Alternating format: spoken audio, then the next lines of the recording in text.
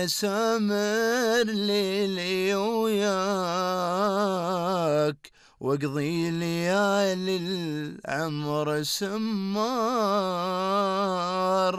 ودي أسامر ليلي وياك، واقضي ليالي العمر سمار، واكتب قصيدي لأجل عيناك، وانقى من الدانات الأخيار. يحلو الشعر في شف طرواك، لأنك عزيز ومن أهل الدار، متميزا عن ذا وهذاك، وصفك عجيب ولا بعد صار. كل هالقصايد دوم تعناك، كلك ظلام وشوفك أسرار. انت الذي كل تمناك، شوفك حياه وبعدك اختار. ما اقدر على بعدك وفرقاك، لا تحاول تشعل النار. عارف وتدري وين سكناك، انت عمود القلب والدار. شوفك أسرار، أنت الذي كل تمناك، شوفك حياه وبعدك أخطار.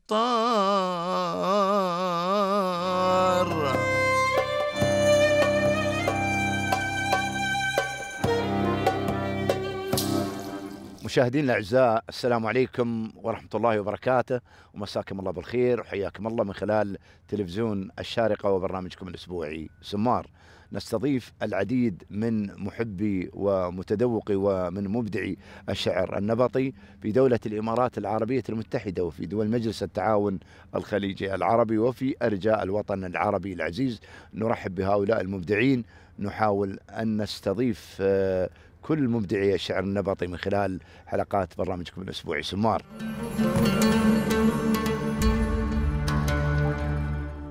أطمنك الأوضاع من بعدك بخير، ما عاد راعي البر يوله على الظل. يموت راسه عز ويموت تقدير، ما مات راسه غاسل العار والذل.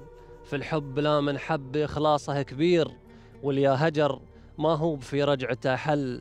لا مال غصن الغاف من ركنه يطير، دور ذرى لأيامها الصعبة وحل.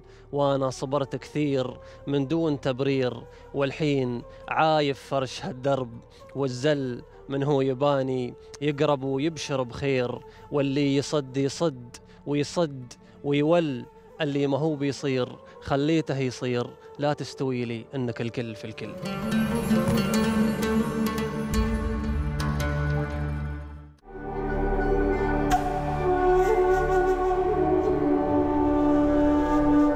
يشرفني في هذه الحلقة ضيف شاعر مبدع له العديد من المشاركات والمساهمات، ومتميز في إبداعه وعطائه.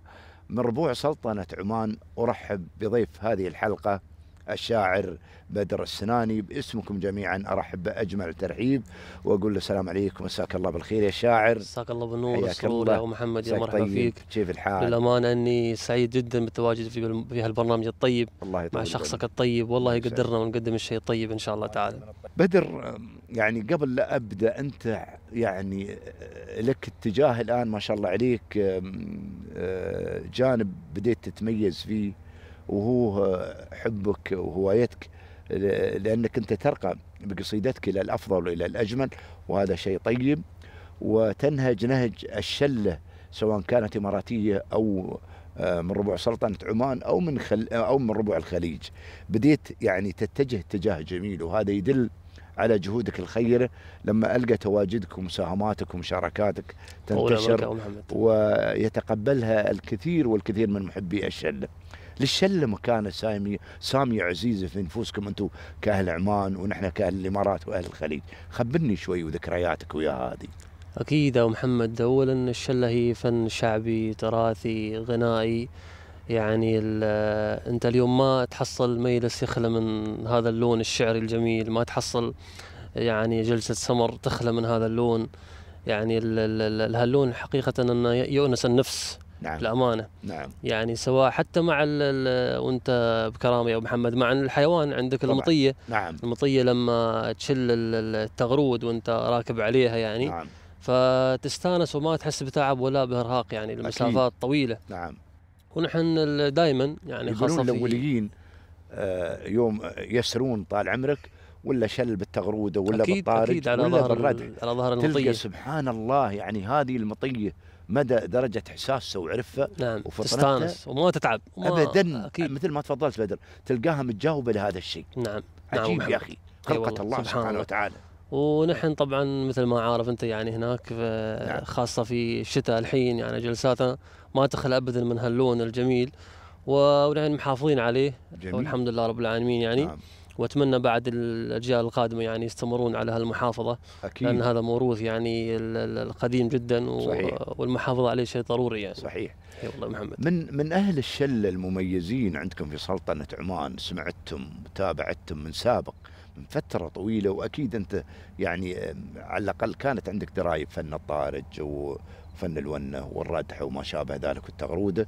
سمعت أكيد العديد سواء من أهل الإمارات أو من أهل عمان أو حتى من أهل الخليج، لكن هذا الفن متميز بيننا وبينكم يعني، وهذا شيء نحن نعتز به وكل تقدير واحترام. أكيد. مثل ما أنتم يعني تعطونا الاهتمام، تعطونا العناية، تعطونا جهد جميل، يعني شيء متوارث من الآباء والأجداد ومن أجيال إلى أجيال، وستبقى هذه الرسالة إن شاء الله بإذن الله العلي القدير تصل إلى أجيالنا القادمة ولله الحمد. منو من الرموز اللي فعلا يشد بالك ويشد انتباهك لما تسمعه وتتابعه بدر؟ والله يا أبو محمد حقيقة وايدين، ولكن الفترة يعني هذه نعم. خاصة نعم. أسمع كثير للشاعر القديم شاعر الشلات بن حي الوشاحي، أحمد بن حي الوشاحي. أحمد بن حي الوشاحي. نعم. نوجه له تحية من خلال هذا البرنامج. تحية من هالبرنامج الطيب. ويسعدنا شوفته ومشاركته تزيدنا فرح وسرور. نعم. نعم. شاعر يعني جميل ولديه حنجرة طيبة. نعم. وعندك الشريف شاعر محمد بن هاشم الشريف. محمد بن هاشم الشريف. نعم. ونهديه أجمل تحية. هي والله وايدين شعراء يعني الشعراء الشلة القدامى. نعم. وايضا شوابنا بعد ما شاء الله يعني دائما لما نجلس في جلسات سمر كذا يشلوا بالطارق وبالونه وبالتغرود. اكيد انتم لكم جلسات خارجيه اكيد في العزب. اي نعم. في اماكن يعني تقريبا شبه يومي نحن نوري الضوء ونجلس. ما شاء الله عليك. اي والله هذا شيء طيب ترى. الحمد لله رب العالمين. التواصل والتجمع هذا شيء يونس النفس يا ابو محمد. مجالس هذه مجالس ويتعلمك شيء الكثير مو ما على مستوى الشعر وبس يعني تعلمك على مستوى تتعلم العادات، تتعلم الصنع من اللي اكبر عنك، تتعلم كيف يعني تتعامل مع الناس، تتعلم يعني وايد كثير اشياء. على ما قالوا المجالس مدارس. اكيد ابو محمد. نعم. حتى المكان اللي يرمسون فيه العرب يتداولون الحديث، يتعاونون سواء كان طالع منك حظيره مثل اللي انتم تسوونه. نعم. حظيره طالع منك مرتبه ميله صغير. نعم. او جلسه خاصه بينكم انتم سواء من الجيل القديم او الجيل الحديث، يعني تدارسون هذا الموضوع. اكيد يعني هم الكبار نحن يعلمونا نحن ونحن نعلم مره الاجيال اللي بعدنا وهكذا. نعم. تستمر المحافظه على هاي المجالس القديمه يعني. شو اللي خلاك تتشجع لجانب الشله بدر؟ والله لأن تقريبا هذه روتين يومي يا أبو محمد معنا. ما شاء الله عليك. هي يعني نروح العزبة ونوري الضوء، فدائما يعني الحوارات يعني تكون بالشلة. ما شاء الله عليك. نمضي الوقت ونجزر الوقت بهذا الفن الجميل يعني ومحافظين عليه الحمد لله رب العالمين. تسعدنا بشلة من شلاتك الطيبة نهديها مشاهدينا الأكارم. الله يطول عمرك يا محمد. أنا كان أمانة ما ناوي أبدي بشلة قبل ما. شو تبى تبدأ؟ بالاختيار عندك ومتروك. أنا محضر قصيدة يعني. نعم. مهداة إلى دولة الإمارات العربية المتحدة وشعبها. جميل. وطبعا الأمانة أن هالقصيدة يعني تعتبر صغيرة مقام أمام كبر مقام دولة الإمارات العربية وشعبها. الله يسلمك. الله يبارك فيك. وقبلها طبعا بعد بيتين في المرحوم أبونا زايد الله يرحمه. الله يغفر له ويرحمه. والجميع طبعا. الله يغفر له ويرحمه ويغفر لأموات المسلمين. اللهم آمين. وأقول يا زايد الخيرات هيهات ننساك وانت محبتك فرض، ما بس حبك هالامارات كلها يحبك كوكب الارض. والقصيده تقول في دولة الامارات. في دولة الامارات طبعا. الله يبارك فيك. يا ديار الفلاحي والله انك عمار. سلام. من لفالك مكانه بين رمش وعين. من لفالك يلاقي كل ناسك وقار، حافظين المحبة كأنها والدين. يا سلام. حافظين المحبة بيننا والجوار، مثل ما حن وياهم للقدر حافظين. أكيد أكيد. من لفالك يلاقي كل ناسك وقار، حافظين المحبة كأنها والدين. حافظين المحبة بيننا والجوار، مثل ما حن وياهم للقدر حافظين. يا سلام. كل ما هب شوق وكان عند اقتدار، قلت يلا يا شوقي صوبهم سايرين. صحيح. كل ما هب شوق وكان عند اقتدار، نار. قلت يلا يا شوقي صوبهم سايرين. ناس من قبل لعبر من حدود الديار، سلم القلب لهم قبل مد اليدين يا الله محمد. يبارك فيك وسلم. كل ما هب شوق وكان عند اقتدار، قلت يلا يا شوقي صوبهم سايرين. الله الله. ناس من قبل لعبر من حدود الديار، سلم القلب لهم قبل مد اليدين. سلام. وان عبرت ومشيت يهب شرت النهار، الله. الخزامة شذاه وفلنو ياسمين. صحيح. دار فيها تحير واشعر بالانبهار، كيف اهلها استطاعوا يسبقون السنين. الله يحفظكم جميعا. دار فيها تحير واشعر بالانبهار، كيف أهلها استطاعوا يسبقون السنين. دار زايد وداره تنجب لنا أحرار، ما عليهم مذمة ولا فعول تشين. الله يرحمه ويرحمه. دار زايد وداره تنجب لنا أحرار، ما عليهم مذمة ولا فعول تشين.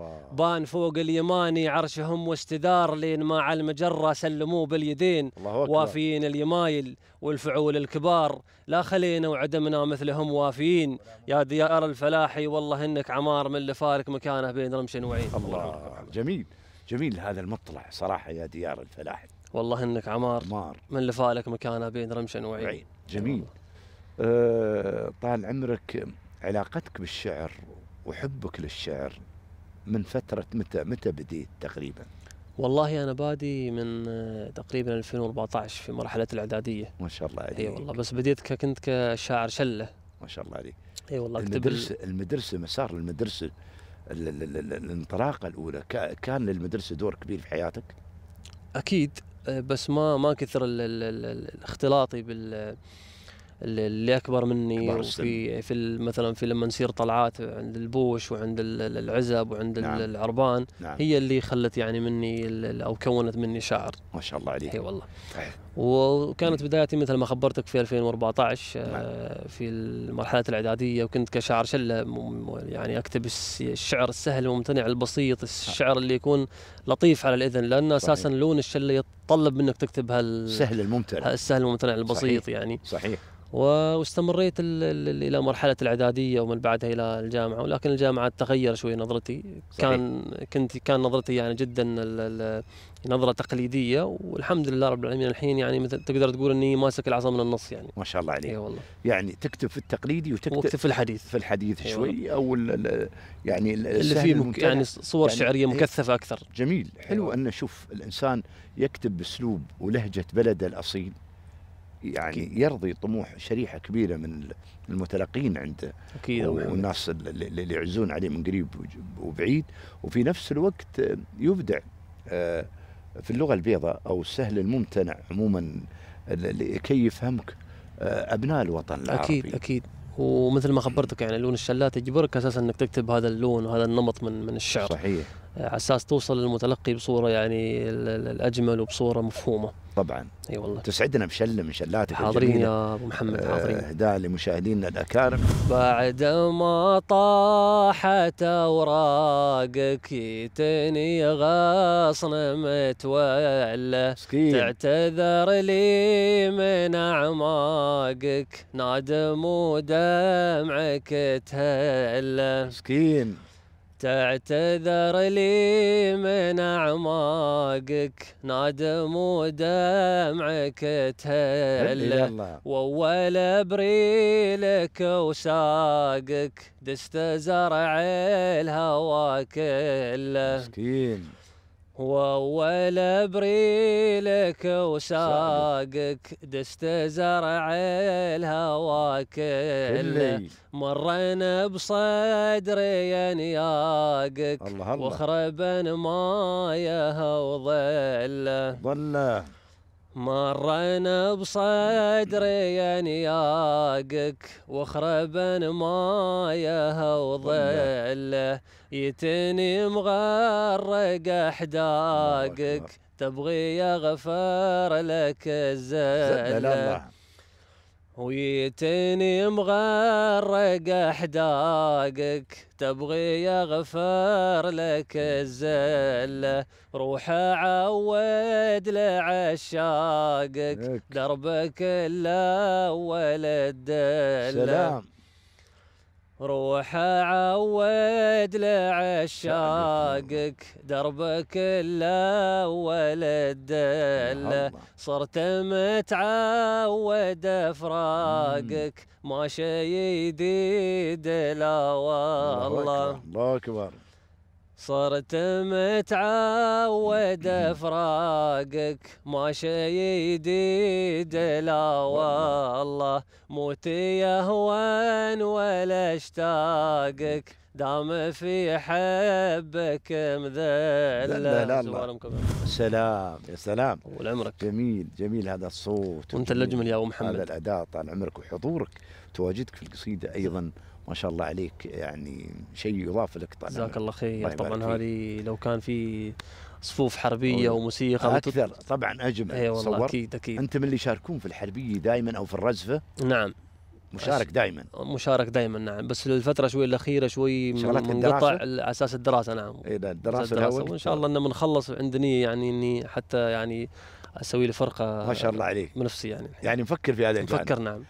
ولاية الخابورة، النشأة في ولاية الخابورة كان للبيئة دور كبير في تكوين شاعرنا بدر بن سالم السناني. خبرني عن ذكريات الخابورة وهذه البلد الجميل اللي فعلا يعني إذا ما قلت كله فكثير من المبدعين موجودين فيه. جزاك الله خير يا محمد. أنا طبعا من ولاية الخابورة مرتفعات الخويرات. ما شاء الله عليك. طبعا للبيئة دور كبير في تكويني وفي إبرازي وفي إظهاري كشاعر، لأن يا أبو محمد يعني يقال أن الإنسان ابن بيئته. أكيد. فأنا من بيئة يعني تقدر تقول بدوية وبيئة ريفية وبيئة يعني فيها من روائح الماضي ما فيها. الله. بيئة يعني ناسها وأهلها يتكلمون بالشعر الموزون. ما شاء الله عليك. يتكلمون يعني كلام موزون، كلام مقفى شبه يومي، فأنت أكيد أن هذا كفيل أنه يعني يطلع منك او يكون منك روح شاعريه جميله، حتى صحيح. حتى كلامك اليومي يكون يعني شاعري. طبعا يا ابو محمد. صحيح. الوزن كان عندك اكبر تحدي نعم للخوض في هذا الجانب لكي تتمكن من انك تكتب القصيده بالشكل اللي يرضي طموحك وخاطرك. نعم. مثل ما قلت لك انا كنت مبتدي في الاعداديه بادي اكتب الشعر، فكنت يعني في ذيك المرحله كنت اوزن باللحن. ما شاء الله عليك. كنت اوزن باللحن، بس اللحن يطلع لك القصيده موزونه تقريبا بنسبه 90% و85%، لان احيانا تحصل بعض الهفوات، تحصل نعم. تسكين حرف يعني فتح حرف. نعم. بهالشكل، بس استمر معي هذه المشكله. نعم. الى المرحله الجامعيه. من مرحله الجامعيه طبعا اختلطت بجماعه عكاظ الشعريه. ما شاء الله. والحمد لله الحين اقطع يعني بالتفعيلات. الله. وطبعا ما انسى اذكر هالجماعه، هي طبعا جماعه ادبيه تحتضن الشاعر وتصقل الموهبه، لهم اجمل تحيه خلال هذا البرنامج. وانشاها طبعا الشاعر الراحل حمد الخروص الله يرحمه. الله يغفر له ويرحمه. والحمد لله رب العالمين تغير توجهي يعني. بديت تاخذ العروض ودرست فيها، اخذت فيها شوي وقت؟ نعم ما اخذت صراحه وقت كثير، لاني كنت يعني اساسا انا اوريدي يعني مثل ما تقول جاهز. نعم. ما اخذت يعني وقت طويل، وقت لحد ما تعلمت التقطيع بالتفعيلات. صعب كان امامك ولا لا في سهولة؟ ابدا ما كان صعب يعني، بس كان يعني عطاني واحد من الشعراء اللي كانوا موجودين في عكاظ، وجه له تحيه الشاعر احمد الجابري، مفتاح نعم. بسيط جميل للتقطيع والعروض. نعم. والحمد لله رب العالمين اموري الحين طيبه. حسيت في فرق كبير طبعا. انت الحين لما توزن بالتقطيع نعم. تكون عندك ثقه نفس اكثر طبعا. لانك انت ضامن ان القصيده ما فيها اي خلل من ناحيه الوزن. صحيح. اي والله فعلا هذا الجمال. هذا دور البيئه عندك البيت، منو اللي كان الرافد الاكبر لانه ياخذ بيديك شوي ويعطيك الهمه، يعطيك الضوء الاخضر لكي تكون دائما متميز في ابداعك؟ والله اخواني الله يحفظهم ويطول بعمرهم. اللهم امين. وأيضا نسيبي عمر الحوسني أوجه له تحية. نعم. حاضر هو اليوم معانا ما شاء الله. كان لهم دور كبير في تكويني كشاعر. نعم. طبعا حافز معنوي ودعم معنوي طبعا ودعم مادي. صحيح. وما قصروا للأمانة، يعني وقفوا معي وقفة طيبة ووقفة مشرفة للأمانة. أسعدني بقصيدة من قصايدك اللي تعبت عليها. حاضرين يا مشاهدينا الأكارم ومتابعين يا أبو محمد، طول بعمرك، ونحن نفرح دائما باختياراتك الجميلة. تم طال عمرك. تفضل شاعر. أقول يا أبو محمد: يا رب يا عالم خف الناس، يا رب يا عالم خف الناس، طالبك هالحاجة تلبيها. سلام. ودي بحمرة سبق نوماس، الله. معروف أولها وتاليها. عليها. بطن وظهر والعرق دساس، أصيل ما حد عبث فيها. حافظ عليها. ودي بحمرة سبق نوماس، معروف أولها وتاليها. بطن وظهر. أكيد أبو محمد. الله أكبر. بطن وظهر والعرق دساس، أصيل ما حد عبث فيها. قبل الركض واستاره هيداس، مخروشها وتعسف بيديها. الله أكبر. قبل الركض واستاره هيداس، مخروشها وتعسف بيديها. كأنهم برقع طير جرناس، مترقبة فك المديها. الله الله. كأنهم برقع طير جرناس، مترقبة فك المديها. لاحان موعدها بلا قياس، تدفع وتبعد في مواطيها. سلام. معها شطارة وعندها إحساس، تغتاظ من نوق حواليها. حافظ عليها. لاحان موعدها بلا قياس، تدفع وتبعد في مواطيها. معها شطارة وعندها إحساس، تغتاظ من نوق حواليها. ما كان هلا كرز فطعاس، لا طالت الرملة يدانيها. الله أكبر. عيدة عيدة. ما كان هلا كرز فطعاس يا محمد، لا طالت الرملة يدانيها. متذيرة والوقت مشماس، واسمع بن حضيرم يحييها. الله الله. عند النهاية تنكسر الراس، والشيخ في الموتر يحييها. الله. عيد عيد. متذيرة والوقت مشماس، واسمع بن حضيرم يناديها. عند النهاية تنكسر الراس، والشيخ في الموتر يحييها. وتزعفر ويملى لها الطاس، والحاف بيرقها يحليها. الله الله. ويصيح بالجمهور نوماس، حي الذلول وحي طاريها. تستاهل الناموس والكاس، الله يبيض وجه راعيها. الله أكبر. وجهك أبيض. جميل جميل هذا الإبداع. الظاهر أنت لك في الرشاب. لي نعم في الرشاب، وعندي رشاب الحمد لله ما شاء الله عليك. بس مخلينهن أنا مرحنهن يعني منوخنهن. صحيح. للتكاثر. هي والله. جميل. أنا أحس من خلال ما شاء الله متابعتي لقصايدك أنت من ناس شغوفين بالقراءة. الحمد لله رب العالمين. صح هذا الجانب؟ أقرأ نعم. لمن تقرأ؟ والله للشعراء عمانيين طبعا في بداياتي. نعم. قريت كتاب من مفرق العرجون للشاعر القدير عبد العزيز العميري. نعم. وقبعة لحمود بن وهق اليحيائي. نعم. وكتاب أثر للشاعر الراحل محمد الخروص الله يرحمه. نعم. وللشعراء خليجيين أيضا، يعني الشاعر الشاعر عبد الله علوش. نعم. والشاعر أحمد بخيت طبعا شاعر مصري يكتب في الفصيح طبعا. صحيح. وفي شعراء يعني الشعراء اللي اسميهم انا شعراء الحكمه، الشعراء القديمين الاماراتيين، الشاعر بن ياقوت، ربيع بن ياقوت. والشاعر راج بن طناف الله يرحمه. الله يرحمه. وطبعا اضاف لي الشيء الكثير للامانه يعني. نعم. يعني اقتناصهم للفكره الشعريه، للصوره الشعريه، وتوظيفهم في القصيد. صحيح. هذا اضاف لي يعني شيء كثير واستفدت منه في قصايدي. صحيح. جميل جميل. الله يعطيك العافيه. لو رجعنا شوي الرثاء والعتب، يعني من أبرز الأغراض اللي فعلا يمكن أنت تغلب على قصايدك بدر. نعم يا محمد. ليش بدر؟ والله أنا هاي الأغراض الشعرية الثلاثة اللي هو المدح والرثاء والعتب. نعم. سبحان الله لما أكتب في هالأغراض ما أحس بتكلف. ما شاء الله عليك. دائما يعني يكون معي الموضوع فيه أريحية وفي عفوية وفي ارتجال. يعني حتى لما يجيني شخص يقول لي أباك تكتب قصيدة رثاء في شخص متوفي يعني. نعم. فما أخذ وقت لحد ما أعيش الشعور واكتب القصيدة وتطلع معي قصيدة يعني رثاء جميلة وبدون تكلف وبدون تعب وبدون إرهاق. يعني كم تأخذ فيها تقريبا؟ والله هاي الثلاثة الأغراض ما أخذ فيهن صراحة وايد. يعني تقريبا في من القصايد أقل من ساعة، في ساعة. نعم. وفي الدقائق يعني معدودة.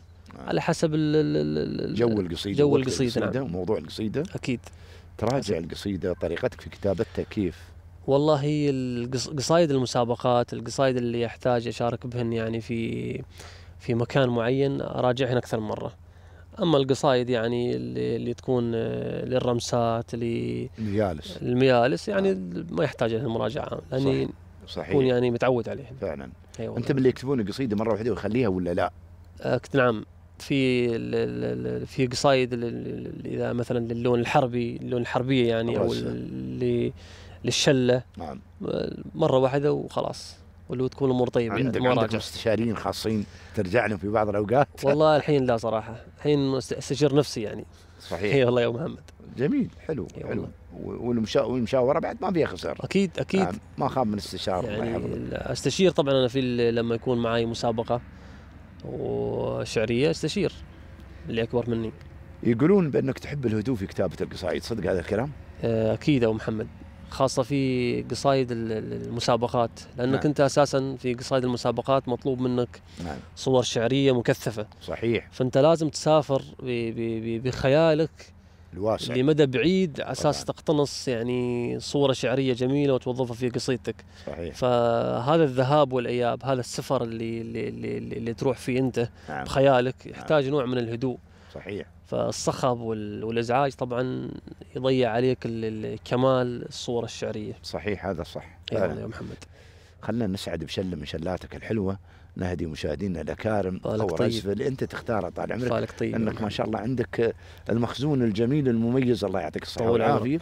ونحن ندعم الناس المبدعين مثلكم ونوقف وياهم دائما. هذه القصيدة أمانة يعني دائما حتى لما أكون في السيارة أشغلها للشاعر سالم مصبح المقبالي، شاعر نوجه له تحية. سالم نعم. ورجال عزيز وصاحب فرقة قديمة أكيد. من الشعراء المميزين ومتميز، الله يعطيه الصحة والعافية. نعم.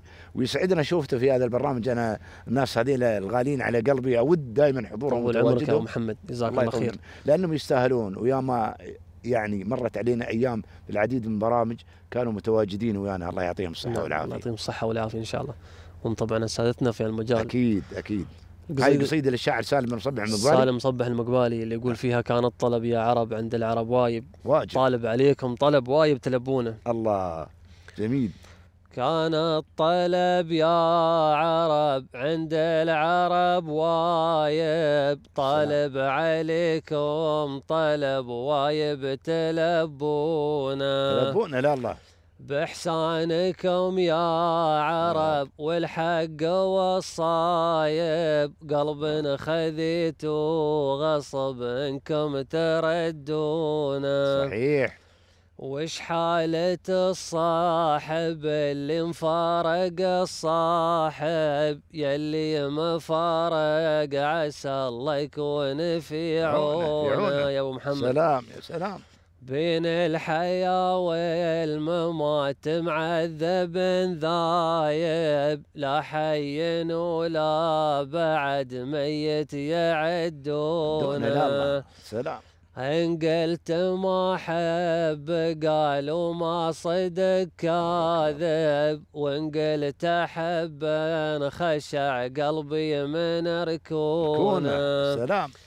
لو تنكتب قصتي يتعجب الكاتب، طاح القلم من يمينه وغابت ذهوله. لا الله. وقالوا عن الحب والتقدير والوايب، يلي يحبك يحطك داخل عيونه. يا سلام يا سلام.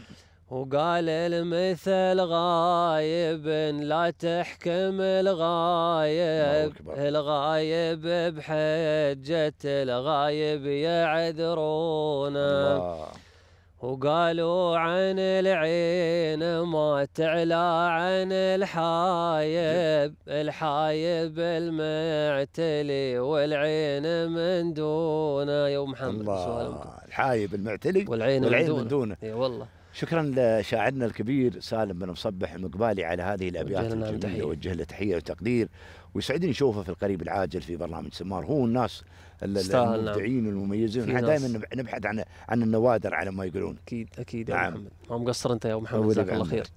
جزاك الله خير. ادائك جميل وشله جميله. تسلم يا محمد، شهاده اعتز فيها. الله يطول عمرك. سالم بن مصبح يستاهل. يستاهل نعم. وبعدين هذه قصيده جميله لو تلاحظها خفيفة وقصيدة عاطفية، قصيدة وجدانية يعني. نعم. مطلوبة. نعم. اي والله. وبلهجتكم المحلية من الألف إلى الياء أقدر أسميها. اي الله يطول عمرك. نعم. يا محمد. الله يطول بعمرك ويبارك فيك ويسعدك يا ربي. الساحة الشعرية الخليجية غنية بالشعراء المبدعين والمتميزين. إلى أي مدى من شأن هذا الأمر أن يؤثر على الحراك الشعبي في المنطقة؟ والله للأمانة أنه الساحة الشعرية مثل ما قلت ساحة مليئة يعني بالشعر والشعراء. وللأمانة أني منبهر من الشعراء اللي تقدر تقول من نفس جيلي يعني. من ناحية العدد ما شاء الله عليهم. في تزايد بدر؟ في تزايد كثير يا أبو محمد. الله. في تزايد كثير من ناحية العدد، من ناحية قوة الشعر، من ناحية الحضور، من ناحية الكاريزما يعني أمانة. ما شاء الله. وأتمنى أن يكون هناك في مسابقات أكثر ومسيات أكثر. نعم. تحتضن يعني هالكم الهائل من الإبداع يا أبو محمد. نعم. الساحة العمانية ثرية بالشعراء. نعم. صح ولا لا؟ نعم. بجميع أجيالها. أكيد. كيف تراها في الوقت الحاضر هذا؟ والله لا زالت يا أبو محمد ثرية جدا بالشعراء، وفيها تنوع كثير. يعني تنوع من ناحية اللون الشعري. نعم. اللي هو النص الشعري. نعم. تنوع من ناحية اللهجة، تنوع من ناحية اللحن، تنوع من ناحية الموسيقى. وهذه يرجع أتوقع بسبب التنوع التضاريسي الكبير اللي في سلطنة عمان. نعم. يعني أنت تجد أهل الشمال عندهم فن خاص فيهم. نعم. له لون شعري معين. عندك أهل الجنوب عندهم فن خاص فيهم. نعم. له لون يعني شعري معين. نعم. فهذا يخلق تنوع كبير، وهذا من صالح الشعر. صحيح. أنه يكون فيه تنوع، فيه تجدد، فيه حراك يعني في الساحة. لو قلنا شو من الفنون اللي تشتهر بها سلطنة عمان الكثيرة؟ والله عندك فن الرزحة وفن الحربية. الله. وين نجده هذا تقريبا شوي عرج لي عليه أكثر بدر. والله في معظم الأمانة في معظم مناطق السلطنة، ولكن تقدر تقول فن الرزحة يمكن يكون صوب الباطنة. الرزحة فن الرزحة هذا متميز في وين ألقاه؟ في أكثر شيء يعني في الباطنة، في ساحل الباطنة. في ساحل الباطنة كامل تقريبا كامل. نعم. ما شاء الله. يعني الفن تراثي قديم. وعندك أيضا فن الرزحة، فن الحربية. فن وفي فنون ثانية صوب الحربية موجودة وين عندكم؟ أو الرزفة، نحن نسميها الأسمين سواء كانت رزفة أو نفس نعم. الفن يعني. وين موجودة عندكم؟ ساحل الباطنة كامل؟ الأكثر يكون في صحم، نعم. صابورة، في صحار، في شناص، نعم. في لواء، من هالصوب يعني. صحيح موجود. صوب الشمال أكثر شيء. نعم. زين. البقية عندهم فنون ثانية اللي هو فن مثل ما خبرتك فن الرزحة. نعم. وعنده الصلالة فنون كثيرة. في فن اسمه فن الهبوت. الله. أو الهبوت يعني كذا إذا ما خذلني الاسم. نعم. عندك فن الرازح أو الرواح، أتوقع صوب مسندم وصوب قمتو بعد هالصوب. صحيح. نعم صح هذا الكلام. في تنوع في الفنون، تنوع كبير يعني. ما شاء الله. أيوة. فعلا. أيضا اللهجة تلقاها حتى يعني أنا ألتقي بكثير من إخواننا الشعراء العمانيين أوجه لهم تحية وتقدير. ألقى أن اللهجة حتى في كتابة بيوت الشعر ومفرداته تختلف من موقع إلى موقع. أكيد تنوع كبير في اللهجة مثل ما خبرتك، في اللهجة وفي النص الشعري وفي اللحن وفي الموسيقى. وهذا أتوقع أنه يرجع بسبب التنوع الكبير، تنوع تضاريسي الكبير في سلطنة عمان. صحيح. يعني كل منطقة تحصل عندهم لهجة مختلفة. صحيح. عيشني في شيء من اختياراتك سواء شلة أو قصيدة اللي تختارها. ابشر يا أبو محمد. هذا طبعا نص رثائي في الوالد الله يرحمه. الله يغفر له ويرحمه. طبعا هذه النص شاركت بها في مسابقة والحمد لله حصل على المركز الثاني. ما شاء الله عليه. بعنوان حنين. جميل. بس قبل النص بعد بيتين. تسلم طال عمرك. أقول فيهن الظن فينا هدم الإحساس. الله أكبر. وإحساسنا من ظننا ما يبينا. صحيح. يا رب أحسن ظننا في الناس واحسن ظنون الناس يا رب فينا. نعم. جميل. وأقول في نص الرثاء: بكى صوتي مع نطق الكلام وعانق الذكرى. الله. وعزتني من الأقراب أطرف أصبعي ديني. لا. ولوح لي المفارق طيف وتهاوى على مسرى بعيد أبعد من الأشياء في واقع مداعيني. ولبسني الفقد بشته وقال اليوم ذا اقرأ لعل تعرف وش يعني الممات وتكتبه فيني، لعل تفهم النايم عن اللي فيه وسط قمرة يخون الحزن ويخونه ويرسم فيه تكويني. ألا يا هالسحاب ألا يا هالسحاب اللي يظلل أرضه الخضراء، فقدتك وانتشى عطشي وبعدك من بيرويني. الله. قسم بالله من رحت وفعالك للملا تطرى، وكل ما مرني اسمك أحس بنار تكويني. على كف العطايا مناك ما مديتها اليسرى، عوايدك القديمة عالقة سيمة على جبيني. دروب المسجد اللي كنت تمشيها بكت حسرة عليك، وهدمت ريح الهجر من فوقها الطيني. وحبات المسابيح أرملة ما جاتها بشرى، بعد يديك يا أبويه بقت ترثيلها سنيني. يا أبويه لين هذا اليوم لو تعلم بي وتدرى، أسمعك في زوايا البيت كان صوتك يناديني. الله. الله على معناك يا أبو محمد. جميل جميل. عمان تزدهر بمهرجانات جميلة ومميزة، ولها دور كبير دائما في جعل وخلق تواصل في هذا المجتمع. خبرني عن هذه المهرجانات ودورها. والله المهرجانات طبعا هي تواصل ثقافي بين الشعراء، وهي نقطة الالتقاء في الشعراء وفي الجمهور، وأيضا يعني بمثابة البيت الذي يحتضن الموهبة طبعا. وبإمكانك أنت من خلال هالمهرجانات أنك تطلع على تجارب شعراء قدامى. فهذه وأنا من وجهة نظري أن هي طبعا ركيزة أساسية يحتاجها الشاعر في طول فترة حياته الشعرية. نعم. وأتمنى أنها تكون يعني بصورة دائمة وبصورة مستمرة وبصورة أشمل وأوسع من الحين. أكيد هذا اللي نحتاجه وهذا اللي نبغيه دائما. أي والله. الأمسيات الشعرية في ربوع سلطنة عمان لها جمهورها ولها متذوقينها ولها محبينها، ومتميزة. أنا في نظر عيني أقول تحدثني عنها أنت أكثر، لأنك أنت قريب من الواقع العماني ومن واقع الحضور الدائم تروالي. نعم. الأمسيات الشعرية يا أبو محمد لها حضور أمانة، حضور يعني راقي، حضور دائما يكون شاعري، في شعراء وفي متذوقين وفي دائما. وأتمنى طبعا أنا أن تكون دائما بصورة مستمرة وبصورة أشمل من الحين، لأن في ما شاء الله الشباب قادمين للساحة، يحتاج حد يعني يظهرهم على الساحة، يحتضن هؤلاء المبدعين ويظهرهم على الساحة بشكل يعني مستمر وبشكل دائم. نعم. اي والله. الأعداد بدأت في تزايد كبير يا أبو محمد. عيشني في شلة من شلاتك الطيبة. بسمعك أنا قصيدة عاطفية وبعدين إن شاء الله بني للشلة. كذي ها؟ اي والله. طيب حلو، الاختيار طيب. توي صغيرة وتوك انتي صغيرة ما نضمن البعدين يا بنت بعدين. صحيح. قولي لابوك اليوم حلوة ومريرة، خلك قوية واحبسي دمعتك زين. ما عاد للعشاق لحظة أخيرة، أما حياة اثنين أو موت الاثنين. الله أكبر. قولي الكلام بكل شره وخيره، باكر يفوت الفوت واللوم سكين. الله. قولي وأنا ما خاف وش هو مصيره، لكن معي حاجة ولازم تعرفين. صحيح. خايف من اللي فلوس جيبها كثيرة، يغري أهلك ويدفع المهر الحين. الله أكبر. خايف من اللي فلوس جيبها كثيرة، يغري أهلك ويدفع المهر ذا الحين. وأنا فقير وربع عندي فقيرة من مال، لكن بالشهامة غنيين. صحيح. لا زلت أدرس وأهلي عني بديرة، والشوق واضح ما يبا أي تخمين.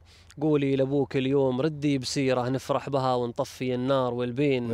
لا تقولي من كتبنا وخيره، ما عاد فيها خيره وباكر تبين. صحيح. إن كان بن عمك أو إن كان غيره، بقصفه قصف السوفيتي لبرلين. هذه من القصائد الوجدانية ومن القصائد العاطفية اللي كتبتها في جميل الله بداية مرحلتي الدراسية. بقصفك قصف السوفيتي لبرلين. الله. جميل هذا البيت، الله يطول بعمرك. خلني أسألك وعقب ناخذ الشلة من اختياراتك الطيبة. أنتم كشعراء اليوم في الساحة العمانية والساحة الشعرية، شو تحس أنتم محتاجين لرفد هذه الساحة، لدعم هذه الساحة لكي نخليها دائما في بريق لامع مميز؟ والله أنا من وجهة نظري يا أبو محمد محتاجين مسابقات وأمسيات موجودة طبعا، مسابقات وأمسيات الحين، لكن نحتاجها بصورة دائمة وبصورة مستمرة وبصورة أشمل وأوسع من الحين. صحيح. لأن ما شاء الله يعني مثل ما خبرتك يعني الأعداد في تزايد، فنحتاج حد يعني يضم أو يأخذ بيد هالإبداع إلى الظهور إلى الساحة الشعرية. صحيح. فنتمنى أن تكون هناك في أمسيات وفي مسابقات أكثر من الحين. البرامج الإعلامية سواء كانت تلفزيونية أو إذاعية في عمان تحسها قائمة بهذا الواجب؟ قايمة بهذا الواجب نعم، ونوجه لهم تحية طبعا. نعم. ولكن نفس الشيء بعد أتمنى يكونوا قريبين منا أكثر وأكثر وأكثر. صحيح. لأن مثل ما خبرتك يا أبو محمد، الشعر هو رسالة سامية وهو أكيد. إرث ثقافي طبعا. واجب أنه يصل للمتلقي على أكمل وجه وبصورة أوسع وأشمل. أعيش في شلة من شلاتك الطيبة. أكيد يا أبو محمد. حوارنا جميل وياك، طول وأنت ما عمرك. تنمل الصراحة. الله يطول عمرك. الله يبارك فيك. هذه شلة للشاعر خديم الريسي. الله، نوجه له تحية من هذا نوجه له تحية البرنامج. الشاعر خديم الريسي، وهذه من عائلة شاعرة مميزة. أكيد صراحة أكيد ما شاء الله كله إخوانه يعني بعد شعراء ما شاء الله عليهم. نعم. كم من شاعر فيهم؟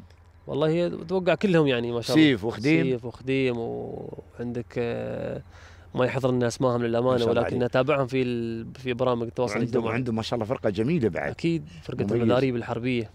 فرقه المذاريب الحربيه ما شاء الله عليهم. مبدعين بصراحه، متميزين. الله يعطيهم الصحه والعافيه. تفضل بدر. القصيده والشله اللي يقول فيها قولوا له ان القلب. هي نعم، الشاعر خديم الريسي. جميل. قولوا له ان القلب ما ناسنه، وان غنت طيور الغرام يغني. غني. قولوا له ان القلب ما ناسنه، وان غنت طيور الغرام يغني. قولوا له ان القلب ما ناسنه، وان غنت طيور الغرام يغني. يا ابو محمد الله اكبر. قولوا له ان القلب يسأل عنه، يا ليت لو بيرد لو يثني. قولوا له ان القلب يسأل عنه، يا ليت لو بيرد لو يثني. قولوا له انه لا يخيب ظنه، انا مكاني والبعد ما مني. قولوا له انه لا يخيب ظنه، انا مكاني والبعد ما مني. صحيح. سيل المحبة والرعود مدنه، لكن ما كل السحب يرواني. سيل المحبة والرعود مدنه، لكن ما كل السحب يرواني. يا ليته يا ليته لكنه ما لاح بارق في سما المتمني. يا ليته يا ليته لكنه ما لاح بارق في سما المتمني. وقولوا له ان القلب ما ناسنه، وان غنت طيور الغرام يغني. وقولوا له ان القلب ما ناسنه، وان غنت طيور الغرام يغني. تحية شكر لك ولشاعر هذه الابيات الجميلة خديم الريسي، ودوره ما شاء الله مميز، وعارف ان الشاعر ما شاء الله متمكن وله تواجد وله صوله وجوله دائما في مشاركاته مميزه في الشعر الله في الحربيه خاصه يعني. نعم صراحه متميز. شو القصيده طال عمرك بدر مسام السناني اللي عرفتك على الجمهور؟ والله القصيده من ناحيه في الفتره الاخيره امانه، القصيده كانت قصيدة الرثاء اللي سمعتك قبل شوية قبل نعم. الوالد الله يرحمه. نعم. ومن خلال طبعا عرفتني بالجمهور من خلال المسابقة، لأن كنت مشارك فيها مسابقة. حلو. ومن ناحية الشلات، نعم، كانت في شلة قديمة صراحة ما أذكر يعني، بس كانت لما طلعها تقول صدفة صدفت برنج مزيون يمشي أظن يوب 60. نعم. يعني ما أذكرها صراحة، كانت في 2013 تقريبا. ما شاء الله عليك. من ناحية الشلات هذه الشلة اللي عرفتني أكثر بالجمهور. أنت البداية الحقيقية سنة كم بديت؟ الانطلاقة حسيت أنك أنت فعلا معتمد على نفسك؟ والله 2016 آخر 2016 بداية 2017 يعني نقول 2017. أيوة يعني حسيت نفسي خلاص أن عندي ثقة كبيرة بنفسي وجاهز يعني. ما شاء الله عليك. بسبب طبعا اختلاطي بشعراء عكاظ. جميل والله. هذه التوجه الصحيح يعني. الجماعة الكثير من الأخوة اللي استضيفهم من سلطنة عمان الشقيقة يثنون على هذه الجماعة صراحة. جماعة أدبية طيبة قايمة بالأمانة يعني. جهود اللي أنشأها الراحل المرحوم محمد الخروص الله يرحمه. هو اللي أوجدها؟ هو اللي أنشأها نعم. الله يغفر له ويرحمه. وكان شاعر كبير. عارف شاعر متمكن وله إبداعاته. نوجه تحية له وكل محبينه وكل متابعينه. الديوان، فكرت في الديوان قريب؟ شيء والله عندي بالك للأمانة عندي فكرة يعني، فكرة من زمان عندي. نعم. لكن مثل أتوقع يعني أنه هو شيء جميل أنك تضيفه لنفسك، يعني نعم. تضيف يعني الحاجة لنفسك، يكون عندك ديوان، بس ما توصل لدرجة الأهمية للأمانة. نعم. لأن أحس البرامج الحديثة اللي الحين مثلا عندك اليوتيوب، نعم. أنا أقدر أشاهد أي قصيدة أي شاعر، صحيح، سواء كان مكتوبة أو بطريقة سماعية. نعم. فهذا أتوقع أنه شوي يقلل من أهمية الديوان. نعم. لأن ليش أقتني أنا كتاب وأنا أقدر يعني إني أشاهد هالشاعر أو إني أبحث عن أي قصيدة لهالشاعر في مواقع التواصل الاجتماعي أو في أي وسائل أخرى. صحيح. يعني تتوقع أنت مستقبلا والله ما يراودك الديوان سواء مسموع أو مطبوع أو مكتوب أو والله بإذن الله عندي نية بطريقة يعني مسموعة. جميل. ديوان مسموع، نعم. جميل. يكون أكثر يوصل للمتلقي فعلا وأسرع. نعم فعلا. يعني أنت الديوان المسموع بإمكانك أنك أنت وطالع الدوام، أنت في السيارة يعني تشغله، في أي مكان تشغله. صحيح. عكس لما تقرأ، لما تكون الجو شوية هادي وتكون نعم. اي والله. أنا اليوم صراحة طاف الوقت ولا حسيت. الله يطول عمرك. شلات ورزف وصوت جميل وعذوبة صوت. طول عمرك. ما شاء الله. شهادة أعتز فيها يا أبو محمد. قصيد جميل صراحة، إبداع. ثقافة لها دور في مسيرتك الشعرية بدر. شهادة أعتز فيها يا أبو محمد، جزاك الله خير. دائما يعني أتمنى لك التقدم والنجاح في هذا المسار. لك الجزيل الشكر والاحترام على تواجدك في حلقة هذه اليوم. مشاهدين الأعزاء، كل الشكر والتقدير لحسن متابعتكم لبرنامجكم سمار. وضيف هذه الحلقة الشاعر بدر بن سالم السناني، الذي عشنا فيه وعشنا معه في جو جميل حديث فيه من الألفة، في قصائده الجميلة ذات الإبداع المميز. نتمنى وفقنا في حسن الاختيار. تقبلوا تحيات طاقم البرنامج وكل العاملين في سمار، إلى أن يجمعنا المولى بكم حلقات أخرى. لكم أجمل وأرق تحية، والسلام عليكم ورحمة الله وبركاته.